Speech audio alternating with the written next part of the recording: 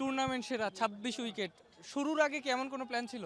না, না, সত্যিকার কথা শুরুর আগে আমার প্ল্যান ছিল যে আমি ফিট থেকে টুর্নামেন্ট শেষ করব। আলহামদুলিল্লাহ ফিট থেকে টুর্নামেন্ট শেষ করতে পারছি। সো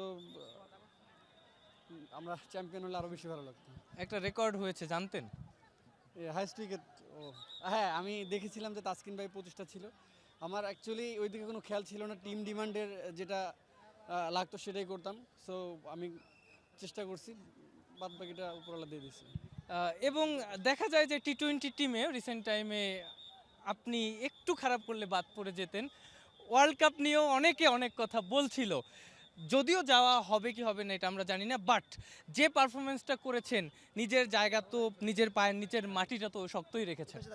হ্যাঁ, আলহামদুলিল্লাহ, দেখেন আল্লাহ যেটা যার জন্য রেখেছে সেটা অবশ্যই সে পাবে। সো যদি সে ওইটার মানে কি বলে এটাকে, যদি সে সেটার যোগ্য রাখে এবং পরিশ্রম সেটা ওয়াইজ যে সে পরিশ্রম করে, সো আলহামদুলিল্লাহ। লাস্ট প্রশ্ন, এই যে ম্যান অফ দ্য টুর্নামেন্টটা কাকে উৎসর্গ করবেন? ম্যান অফ দ্য টুর্নামেন্টটা আমি আমার ছেলেকে উৎসর্গ করব, বিকজ ও ফার্স্ট বিপিএলে ও আসছে এবং কি আমি ম্যান অফ দ্য টুর্নামেন্ট হয়েছে, সো আমি আমার ছেলেকে উৎসর্গ করবো। Thank you Shariful.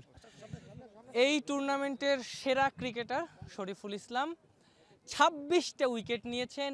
এক বিপিএলে শরীফুলের চেয়ে বেশি উইকেট আর কোনো বোলার নিতে পারেননি।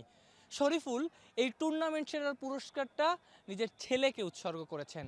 প্রায় প্রতি ম্যাচেই তার ছেলে মাঠে এসেছেন, খেলা দেখেছেন, তার বাবাকে অনুপ্রাণিত করেছেন। Afnan Piyal, Jamuna sports, Mirpur Sher e Bangla stadium, Dhaka.